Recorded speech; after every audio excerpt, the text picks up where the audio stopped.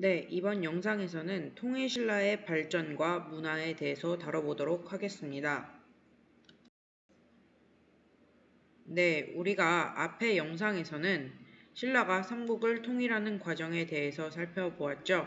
이번에는 통일된 신라는 어떻게 다시 정비되었는가 하는 과정에 대해서 살펴보겠습니다. 신라가 무력으로 삼국을 통일한 이후 신라에는 강력한 왕권이 확립됩니다. 진골 출신의 태종 무열왕이 즉위하고요.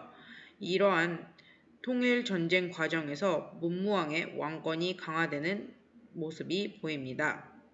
이후 뉴스페이퍼 킹, 신문왕은 강력한 왕권을 확립하면서 통일신라는 이전과는 다른 모습들이 나타나게 됩니다. 이 신문왕의 같은 경우는요, 자신의 장인이었던 김흠도를 반란으로 제압하면서 특히 왕권에 대한 강력한 우위를 보여주었고 신라의 여러 통치 제도들을 과감하게 정비해 나갔습니다. 이 과정에서 왕들은 기존의 자신들의 파트너였던 귀족 세력보다는 새롭게 지식과 지혜로 무장한 육두품 세력과 손을 잡게 됩니다. 그래서 이러한 학식을 갖춘 육두품 세력이 행정실무를 담당하게 되고요. 정치에서 국왕을 보좌하면서 왕권을 뒷받침하는 모습들이 보인다. 신문왕이 어떠한 개혁을 했는지 보면은 다음과 같습니다. 첫 번째, 국학을 설립했다. 즉 국립교육기관을 마련해서요. 유학, 즉 유교를 가르치고자 하였고요. 이 가르친 유교를 바탕으로 국가를 이상적으로 이끌어 나가고자 했었던 모습을 볼 수가 있습니다. 두 번째, 노급을 폐지합니다. 관료들에게 노급 대신 관료전이라는 제도를 시행하면서 귀족 세력을 약화시키고자 했어요. 이게 어떤 거냐면 예전에는 귀족들에게 노급이라 그래서 예를 들면 제가 신라의 귀족이면 진접읍 하나를 저에게 월급으로 주었어요. 그뿐만 아니라 진접읍에 사는 백성들도 저를 위해서 늘 봉사할 수 있어야 됐어요. 그러니까 제가 전쟁에 나가거나 아니면 제가 어떤 사업을 할 때 이 백성들을 제가 마음대로 데려다가 쓸 수 있는 권한 때문에 이 귀족들이 계속해서 부자가 되고 권력이 강해졌거든요. 근데 관료정 같은 경우는 저에게 진저법을 월급으로 주었다 하더라도 저는 진저법에서 나온 수확물만을 제가 월급으로 가져올 수 있었고 더 이상 백성들을 제 마음대로 다룰 수가 없는 거예요. 그러면서 이 백성들은 자연스럽게 귀족보다는 국왕에게 충성하게 되고 귀족도 자신의 부나 명예, 군사력을 기를 수 없게 되면서 자연스럽게 중앙으로 권력이 모여질 수밖에 없었다. 또한 이 신문왕은 구서당이라고 해서 군사 제도를 손봤는데요.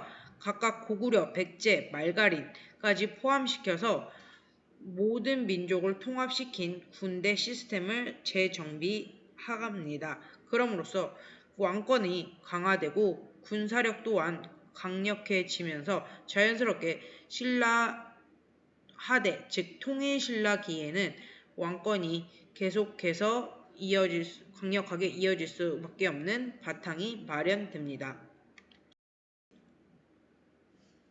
자, 다음으로는 통일신라 시기에 어떻게 통치제가 정비되었는지 살펴보도록 하겠습니다. 통일된 신라에서는 집사부를 중심으로 국가가 운영되기 시작합니다. 이 집사부의 장관이었던 시중의 권한이 특히 강화되면서 발달된 왕권을 뒷받침하게 됩니다. 한편 귀족들의 회의 기구였던 화백회의의 기능은 축소되고요. 이 화백회의의 대장이었던 상대 등의 권한이 약화되면서 귀족 세력들이 계속해서 몰락하게 되는 모습들을 보인다. 신라 같은 경우는 통일 이후 전국을 9개의 주로 다시 정비합니다. 각각 고구려 백제 신라가 있었던 지역에 3개의 주를 배정함으로써 사상적으로 통일의 의미를 그 지방 통치 조직에도 상징적으로 나타낸 것을 볼 수가 있습니다. 뿐만 아니라 경주가 저 구석에 박혀 있는 것을 보완하기 위해서 이전에 주요 지역이었던 곳에 5개의 작은 서울을 설치함으로써 신라가 통치하고 있었던 모든 지역에 신라의 통치력을 펼치려고 했었다. 군사제도 역시 9개의 숫자로 나뉘어지는데요. 중앙에 구서당이 존재했고 지방군은 10정이 존재했는데 이 지방군이 10정인 이유는 국경지대였던 한주와 삭주에 각각 2개씩 배정되었기 때문입니다. 통일신라 시기에는요. 아무래도 국가가 통일되어 있다 보니까 다른 나라와의 교류가 굉장히 활발해집니다. 그래서 각각의 사절단, 유학생, 승려, 상인 등이 활발한 무역활동을 벌이는데요. 대표적인 인물이 바로 장보고입니다. 장보고는 특히 우리나라에 청해진을 설치하면서 동아시아 무역 네트워크를 이끌었고 신라인이 당나라에 정착할 수 있는 여러 가지 기관들을 설립하기도 한다. 신라는 당과의 교류뿐만 아니라 일본, 저 멀리는 서역에 있는 사람들까지도 교류를 했고 한때는 신라를 황금의 나라로 서역에 소개되기도 하였다. 삼국이 통일된 이후 우리 한반도에는 여러 가지 문화가 발달하게 되는데요. 특히 불교뿐만 아니라 유학도 크게 발전하는 모습을 보입니다. 먼저 불교에 대해서 살펴볼게요. 불교가 이 시기 정말 크게 융성하게 되는데요. 대표적인 사상가로는 의상가 원효가 있고 저 멀리 인도까지 다녀온 해초가 우리가 주목할 만한 3대 승려로 살펴볼 수 있습니다.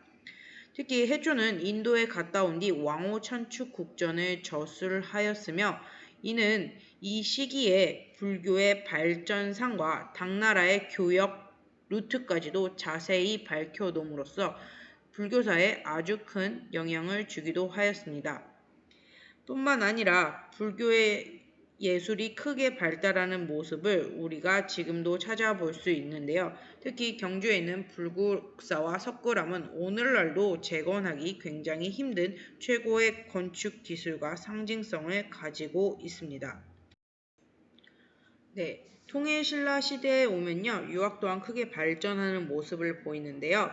바로 이 유학이 정치 이념으로서 작용하고 국가 통치에 적극적으로 활용될 수 있는 모습을 보였기 때문입니다. 신문왕은 이러한 유학을 증진시키기 위해서 국학을 설치하였기도 하였고요. 원성왕은 독서 상품과 책을 읽고 나서 그 책에 시험을 쳐서 각각의 품을 주는 제도를 시행함으로써 특히 이러한 유학을 통한 왕권을 강화하고자 하는 모습들을 보여주기도 하였습니다.